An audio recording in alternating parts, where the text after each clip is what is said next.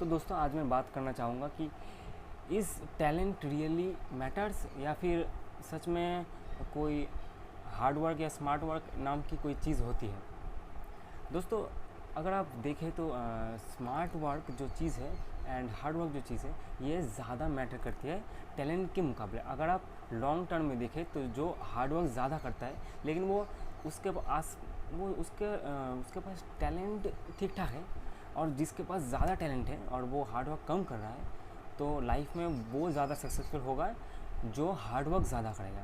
तो आपको ये चीज़ दिमाग में रखनी पड़ेगी कि हार्ड वर्क आपको करना पड़ेगा। आप जिस भी आप जॉब कर रहे हैं, आप पढ़ाई कर रहे हैं, जहाँ भी हैं, तो आपको हार्ड वर्क पे आपको ज़्यादा ध्यान देनी पड़ेगी और सही दिशा में। हार्ड वर्क ऐसे नहीं कि आप कुछ भी कर रहे हैं, आपको कोई भी आउटपुट नहीं मिल रहा है, उसको कुछ अलग तरीके से करके देखिए।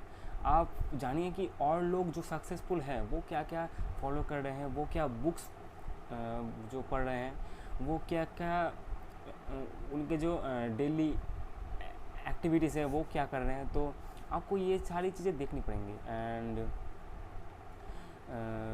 अगर मैं बात करूँ कि जो जो लोग पढ़ाई कर रहे हैं तो बहुत सारे लोग मुझसे पूछते हैं कि आप इतने अच्छे से मैथ्स क्यों कैसे कर लेते हो। तो मेरा उनसे यही मैं उनसे बार बार कहता रहता हूँ कि आपको देखना पड़ेगा कि ये कैसे हो रहा है। एक अगर मैथ्स का प्रॉब्लम है तो आपको देखना पड़ेगा कि उसको प्रॉब्लम को करने के लिए आपको जो जो नॉलेज चाहिए वो आपके पास है या नहीं। अगर आपके पास नहीं है तो पहली आपकी चीज़ होगी कि आपको वो जो नॉलेज है वो आपको एक्वायर करनी पड़ेगी। दूसरी बात है कि आपको वो करने के लिए जो फार्मूलाज वो सारी चीज़ें हैं आपको वो याद है भी है। जब आप वो प्रॉब्लम करने बैठते हो तो आपको वो फार्मूलाज आपके दिमाग में आते भी हैं या फिर आप भूल गए हो, बहुत आगे आपने पढ़ा था और आप वो करने वक्त आप उसको भूल गए हो। तो आपको देखना पड़ेगा कि आपको सारी चीज़ें याद है कि नहीं।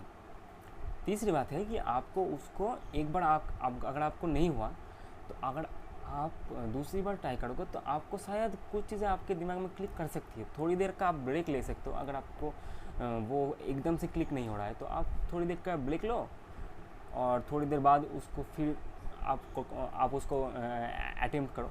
अगर फिर भी आपको नहीं हो रहा है तो आपको जो करना है, जो मेन चीज़ है जो बहुत लोग मिस कर जाते हैं और वो अपना बहुत सारा टाइम वेस्ट कर देते हैं, वो है कि आपको उसका सॉल्यूशन है जो वो आपको देखना पड़ेगा। आपको उसका सॉल्यूशन देखना ही पड़ेगा। उसी तरह से आप सीखोगे कि उस तरह के प्रॉब्लम्स को कैसे अटेम्प्ट करते हैं, आपको कौन कौन सी चीज़ें हैं वो स्टेप बाय स्टेप आपको समझ में आएगा।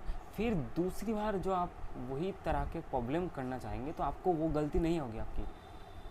तो ये सारी चीज़ें हैं आपको वो दिमाग में रखनी पड़ेगी, ठीक है। कि आपको दूसरी वक्त आप सेकेंड टाइम आप उस प्रॉब्लम को अगर अटेम्प्ट करना चाहेंगे तो आपको वो सेम प्रॉब्लम दोहराना नहीं है। तो यही बात है। एंड प्रैक्टिस करते रहो। Practice is the key. आपको प्रैक्टिस करते रहना पड़ेगा। यही चीज़ मैं हर एक स्टूडेंट को कहना चाहूँगा और मैं कहता भी हूँ कि आपको प्रैक्टिस करनी चाहिए। आप डेली अगर प्रैक्टिस नहीं करोगे तो आप उसको अच्छे से नहीं कर पाओगे। आपका जो माइंड है वो प्रॉब्लम सॉल्विंग कैपेबिलिटी आपकी डेवलप नहीं हो पाएगी। तो आपको प्रैक्टिस करनी रहेगी।